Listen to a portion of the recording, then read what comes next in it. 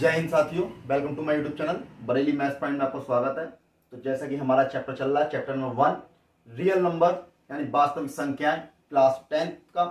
तो इसका मैंने 1.1 और 1.2 एक्सरसाइज कंप्लीट करा दी है, जिसका लिंक आपको डिस्क्रिप्शन में मिल जाएगा। और बढ़ते हैं अगली एक्सरसाइज 1.3 की तरफ। तो 1.3 में क्या कहा गया है? 1.3 का क्वेश्चन नंबर 1 है, सिद्ध कीजिए कि √5 एक अपरिमेय संख्या है। देखिए, इस टाइप के क्वेश्चनों में आपको 100% एक ना एक क्वेश्चन आपको बोर्ड पेपर में रखा हुआ मिलेगा, है ना। तो ये क्वेश्चन बहुत इंपॉर्टेंट क्वेश्चन है, क्योंकि इस एक्सरसाइज में 3 क्वेश्चन है, 3 में से कोई सा एक क्वेश्चन, कभी कभी 2 क्वेश्चन भी आपको मिल जाते हैं।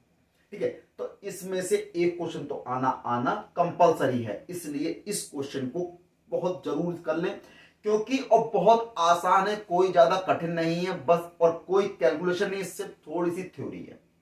तो करते हैं स्टार्ट, समय को व्यर्थ ना करते हुए। तो और उससे पहले मेरे चैनल पर जो भी नया हो सब्सक्राइब जरूर कर दे। तो बढ़ते हैं क्वेश्चन की तरफ।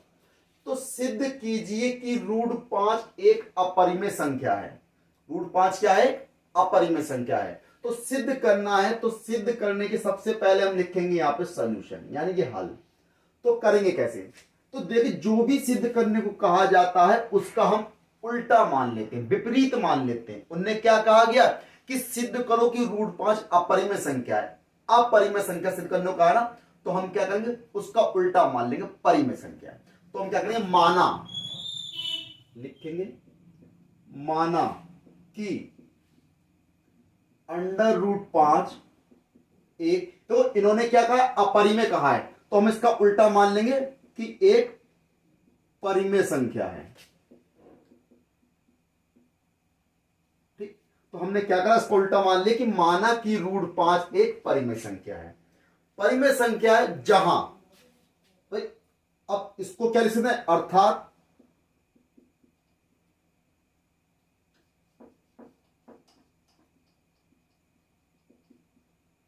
√5,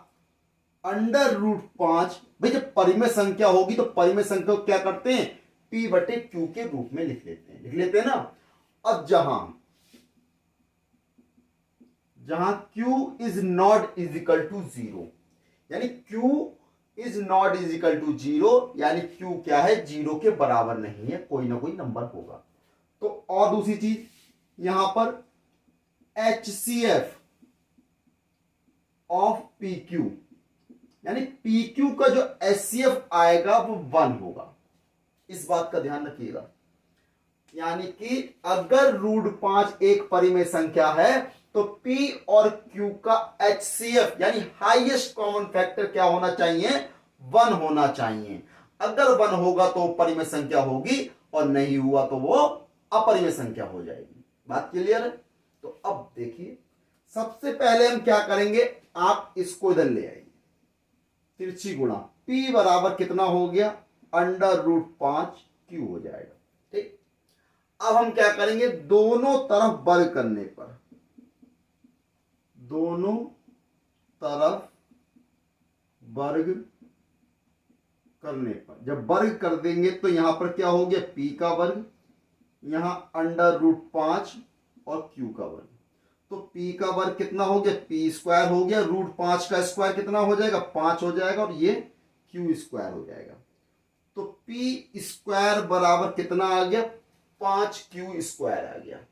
चूंकि अब देखिए, जब P², अब देखो P² बराबर किसके, 5Q² के, यानी इसका मतलब क्या है, P² जो है 5 से विभाजित है, मतलब ये तो हुआ ना। तो चूंकि P² 5 से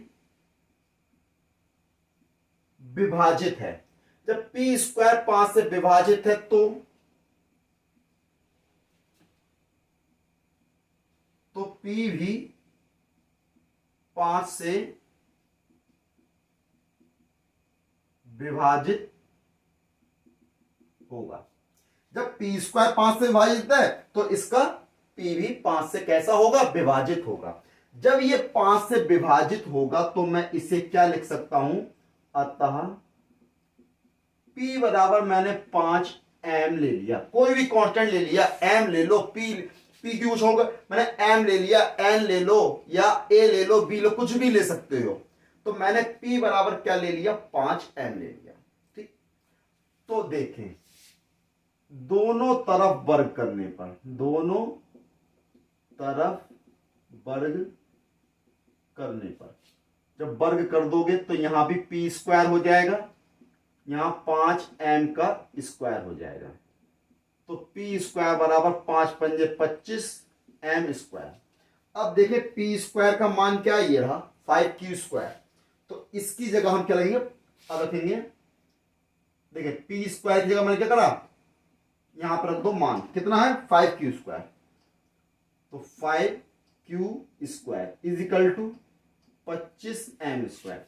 चूंकि करके लिख दोगे यहां पे, चूंकि करके, क्योंकि पी स्क्वायर बराबर क्या है 5q स्क्वायर। तो हमने पी स्क्वायर की जगह पे क्या लगा दिया 5q स्क्वायर, 5 को उधर ले जाओ, q स्क्वायर बराबर 25m स्क्वायर बटे 5, 5 से भाग करा तो q स्क्वायर बराबर 5m स्क्वायर। तो देखिए फिर से वही लिखेंगे कहानी, अतः चूंकि q स्क्वायर 5 से विभाजित है तो q भी 5 से विभाजित होगा। ठीक है, जब p भी 5 से विभाजित हो गया, q भी 5 से विभाजित हो गया। ठीक, दोनों संख्याएं क्या है 5 से विभाजित है, अतः p व q दोनों संख्या 5 से विभाजित हैं, तो HCF of PQ is not is equal to 1। यानी HCF जो है PQ को कितना आया, 1 तो आया ही नहीं, यानी दोनों जब 5 से भाई तो HCF कितना हो गया 5 हो गया ना, जबकि मैंने बताया था HCF कितना होना चाहिए 1 होना चाहिए, तभी तो परिमेय होगा। अब ये परिमेय तो है नहीं, जब परिमेय नहीं है तो क्या हो गया, हमारी अवधारणा, हमारी जो हमने माना था कि √5 एक परिमेय संख्या है, तो यानी गलत मान लिया हमने, गलत मान लिया तो भैया सही लिख दो। तो लिख देंगे अतः हमारी अवधारणा का विरोधाभास है, अर्थात √5 एक अपरिमेय संख्या है। तो ये क्या हो जाएगा, इसका फाइनल आंसर हो जाएगा। ठीक, बात क्लियर है। फिर समझाता हूं आपको एक बार कि आपसे कहा है सिद्ध कीजिए कि √5 एक अपरिमेय संख्या है। जब आपसे कहा गया सिद्ध करो कि अपरिमेय संख्या है तो आपको उसका उल्टा मान लेना है। तो हमने मान लिया कि माना √5 एक परिमेय संख्या है। परिमेय क्या होती है, यानी ऐसी संख्या जिनको p बटे q के रूप में लिख सकते हैं, तथा q is not is equal to 0, यानी q 0 के बराबर नहीं होना चाहिए, और p और q का मासा कितना होना चाहिए, 1 होना चाहिए। तो देखें माना कि √5 एक परिमेय संख्या है, तो √5 बराबर p बटे q हो गया, जहां q is not is equal to 0, और HCF और PQ कितना होना चाहिए, 1 होना चाहिए, है ना। इस चीज का ध्यान है कि ये कंडीशन सेटिस्फाई करानी है आपको। तो इसको हमने क्रॉस मल्टीप्लाई कर दिया, p बराबर √5q हो गया, दोनों तरफ वर्ग करने पर वर्ग करोगे p स्क्वायर बराबर कितना आ गया। जब p स्क्वायर बराबर इसके मतलब p स्क्वायर जो 5 से कटेगा, जब p स्क्वायर कटेगा 5 से तो p भी कटना चाहिए, तो p स्क्वायर 5 से विभाजित होगा तो p भी 5 से विभाजित होगा, यानी p स्क्वायर है विभाजित 5 से तो p भी 5 से विभाजित होगा। तो 5 से है विभाजित तो हमने p बराबर क्या मान लिया, 5m मान लिया, कुछ भी मान सकते हो आप, 5a मान लो, 5b मान लो, 5c मान लो, 5k मान लो, है ना, हमने m मान लिया। दोनों तरफ वर्ग करने पर तो p स्क्वायर बराबर 5m का स्क्वायर 25m स्क्वायर हो जाएगा। p स्क्वायर का मान ये देखिए हमने अभी निकाला था, इसकी जगह लगा दो 5q स्क्वायर बराबर इतना हो गया, 5 को बटे में ले गए, 5 पंजे 25, तो कितना आ गया q स्क्वायर बराबर 5m स्क्वायर आ गया। देखो जब क्यू स्क्वायर 5 से विभाजित हो गया तो क्यू भी 5 से, यानी पी भी 5 से कट रहा है, क्यू भी 5 से कट रहा है, दोनों 5 से कट रहे हैं, तो एचसीएफ कितना हो गया? 5 हो गया ना, एक तो नहीं हुआ। तो लिख देंगे HCF P Q is not equal to 1।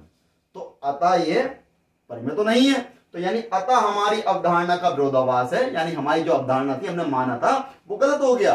तो यानी कि अतः √5 एक परिमेय संख्या नहीं है, अपरिमेय संख्या है। यही सिद्ध हो गया। दो, आपसे कहा गया सिद्ध कीजिए कि 3 + 2√5 एक अपरिमेय संख्या है। तो मैंने बताया था जैसा भी क्वेश्चन में कहा जाएगा आप उसका उल्टा कर लेंगे। तो हम क्या करेंगे? सॉल्यूशन माना 3 + 2√5 एक परिमेय संख्या है। जब परिमेय संख्या है अर्थात 3 + 2√5 बराबर p/q, जहां q is not equal to 0 और एचसीएफ जो होगा पी क्यू का वो कितना होना चाहिए? 1 होना चाहिए। तो देखें हम 3 को उधर लेके जाएंगे, 2√5। देखो जब भी इस टाइप क्वेश्चन है तो रूट वाले को एक साइड कर लेना, बाकी सबको एक साइड कर लेना। तो रूट में कितना? 2√5 है, 3 को उधर ले जाओ, p/q -3 हो गया, 2 को उधर ले जाओ, √5 बराबर p/q -3 पूरे के बटे 2। ठीक, तो यानी p/q हो गया ये, और -3/2। अब इसको मैं समीकरण नंबर 1 डाल देता हूं। समीकरण नंबर 1 डाल दिए, चाहो तो बॉक्स में बंद कर लो, जैसे चाहे वैसे कर सकते हैं। लेकिन अब एक चीज समझ लीजिए, किसी भी परिमेय संख्या में से अगर कोई परिमेय संख्या घटाओगे तो भी परिमेय संख्या बचेगा, और किसी परिमेय संख्या में कोई भी परिमेय संख्या जोड़ दो तो भी परिमेय संख्या आएगा। बात क्लियर है? यानी परिमेय संख्या में परिमेय संख्या जोड़ो या घटाओ तो परिमेय संख्या ही आनी है, या परिमेय संख्या में किसी परिमेय संख्या से भाग कर दो तो भी परिमेय संख्या आनी है। तो p/q एक परिमेय संख्या, 3 भी परिमेय संख्या, घटाओगे परिमेय संख्या आएगा, 2 से भाग कर दो तो भी परिमेय संख्या आएगा। यानी ये क्या है? एक परिमेय संख्या है। जब ये परिमेय संख्या है तो देखें, चूंकि p/q -3/2 एक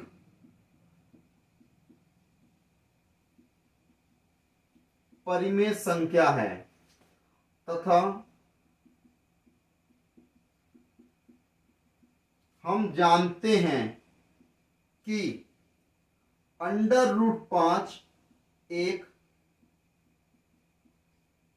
अपरिमेय संख्या। भाई अभी तो पिछले क्वेश्चन में प्रूफ करा था कि √5 कैसी है? एक अपरिमेय संख्या है। तो हम जानते हैं, लिख दिया हमने, हम जानते हैं कि √5 एक अपरिमेय संख्या है। तो ये अपरिमेय संख्या हो गई। तो अपरिमेय संख्या का मतलब क्या है? यानी कि जब देखो ये परिमेय है, ये अपरिमेय, तो बराबर तो हो ही नहीं सकते। तो लिख देंगे अर्थात √5 is not equal to p/q -3/2a। यानी ये जो है आपस में बराबर नहीं हो सकते, क्योंकि भाई ये परिमेय संख्या, ये अपरिमेय संख्या, तो बराबर कैसे हो जाएंगे? है ना? तो लिख देंगे अतः हमारी अवधारणा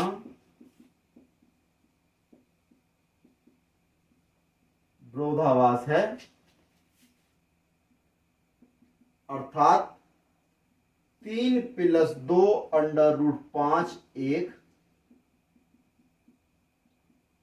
अपरिमेय संख्या है। तो ये क्या हो जाएगा? इसका आंसर हो जाएगा। यानी देखो जब भी आपसे कहा जाए, जैसे पहला क्वेश्चन हमने √5 का कर लिया, √3 भी कह सकता है, √2 भी कह सकता है, आपको करने का प्रोसीजर वही है ना?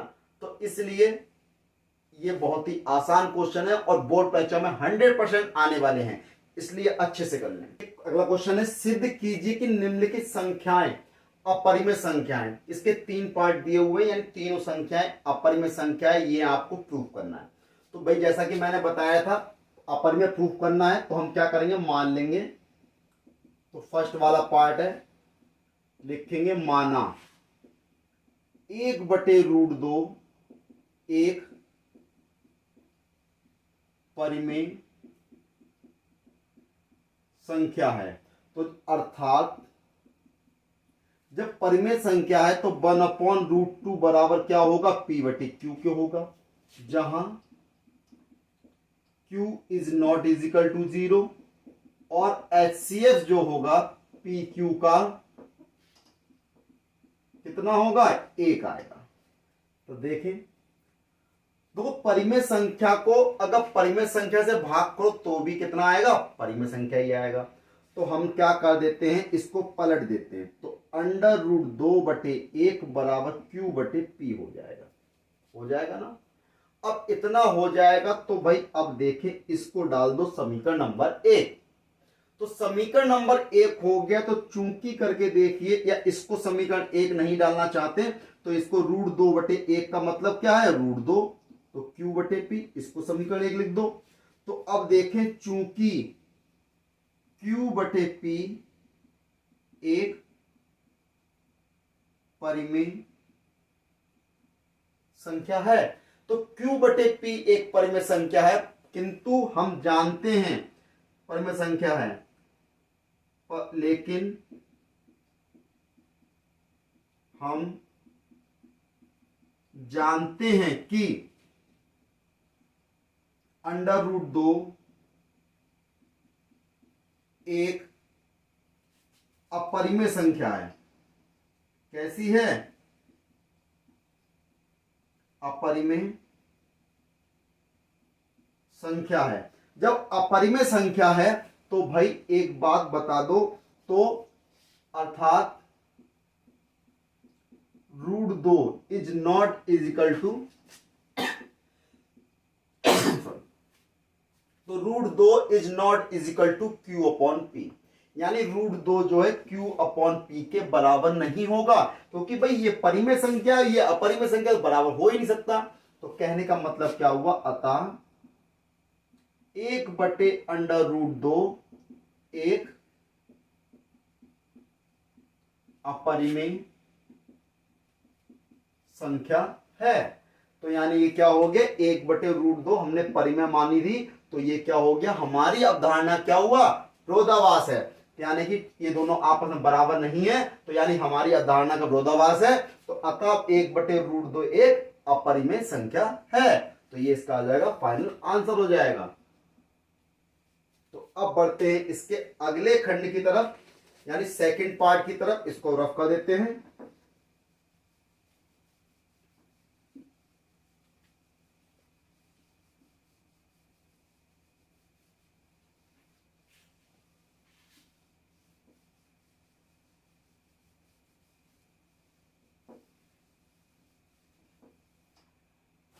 देखें सोल्यूशन सेकंड है, सेकंड क्या दिया है, 7√5। तो लिखेंगे माना 7√5 एक परिमेय संख्या है। ठीक, जब परिमेय संख्या हमने मान लिया, अर्थात 7√5 इज इक्वल टू P/Q, और जहां Q is not is equal to 0 और HCF PQ कितना होना चाहिए, 1 होना चाहिए। तो देखें, हम 7 को ले जाएंगे इधर, तो मैंने बताया था अंडर रूट वाले को एक तरफ कर लो, बाकी सबको एक तरफ। तो P/7 इधर पहुंच गया, 7Q हो जाएगा। इक्वेशन नंबर 1 लिख दो। अब देखिए, ये P/7Q यानी परिमेय संख्या है, और √5 आप जानते हैं कि यह अपरिमेय संख्या है, तो बराबर तो हो ही नहीं सकती। तो लिख देंगे, चूंकि P/7Q एक परिमेय संख्या है, और हम जानते हैं कि √5 एक अपरिमेय संख्या है। तो अपरिमेय संख्या है, अर्थात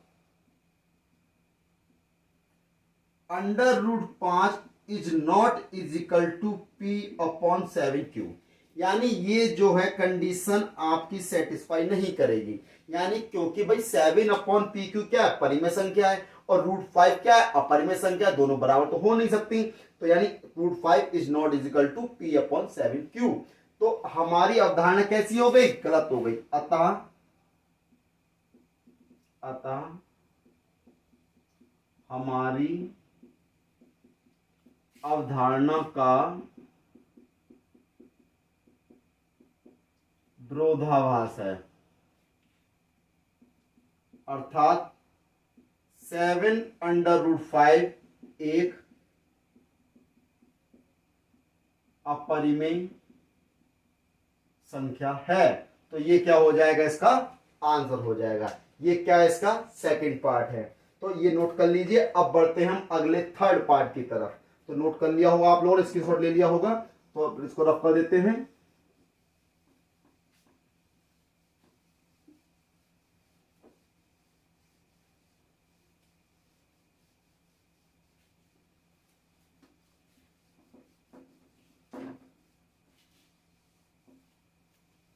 अब देखें, इसका थर्ड पार्ट है।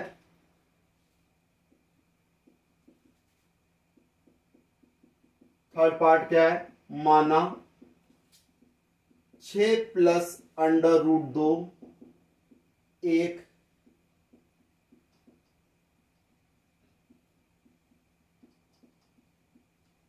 परिमेय संख्या। माना 6 प्लस रूट 2 एक क्या मान लिया हमने, परिमेय संख्या है। तो परिमेय संख्या मान लिया,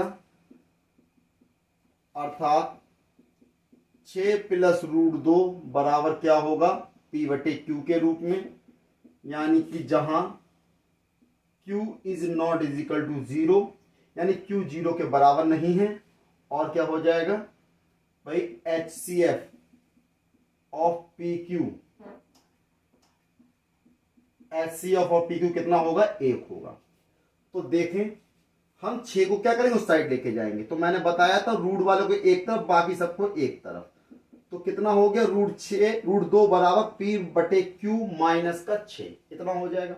इसको आप समीकरण नंबर 1 डाल देंगे। तो मैंने बताया था परिमेय संख्या में से परिमेय संख्या घटाओगे तो भी परिमेय संख्या बचेगी। तो यानी कि देखो, चूंकि पी बटे क्यू माइनस का 6 एक परिमेय संख्या है, और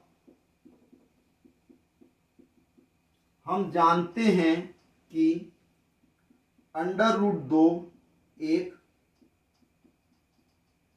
अपरिमेय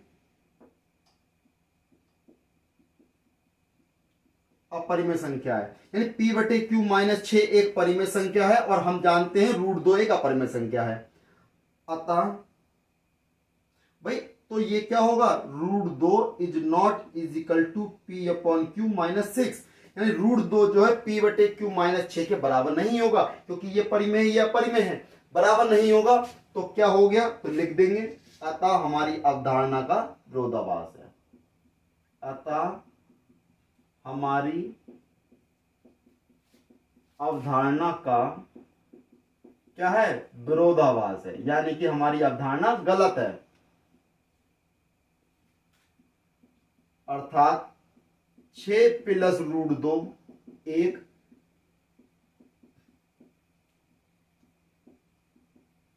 अपरिमेय संख्या है। तो ये क्या हो जाएगा, इसका फाइनल आंसर हो जाएगा। यानी 6 प्लस रूट 2 एक अपरिमेय संख्या है। ये इसका आंसर हो गया। एक्सरसाइज का आखिरी क्वेश्चन था, क्वेश्चन नंबर 3 कंप्लीट हो गया, एक्सरसाइज 1.3। अगली वीडियो मिलेंगे नई एक्सरसाइज के साथ। तब तक मेरे चैनल को सब्सक्राइब करना ना भूलें, लाइक करें, शेयर करें, सब्सक्राइब करें। जय हिंद साथी।